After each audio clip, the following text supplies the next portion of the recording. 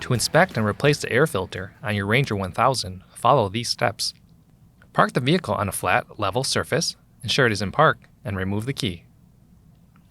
Next, tilt the cargo box to access the airbox. Then, wipe the area around the airbox.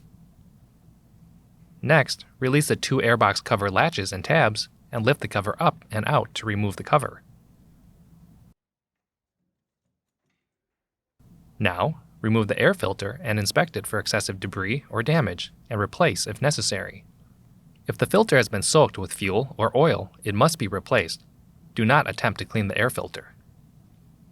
Then, inspect the airbox for oil or water deposits and wipe away any deposits with a clean shop rag. Next, place the air filter into the airbox and reposition the lower airbox cover and install the two retaining latches. Make sure the hinge pins are properly seated and the cover is properly aligned when reassembling the airbox. Finally, lower the cargo bed. For more information, see your authorized Polaris dealer or visit Polaris.com.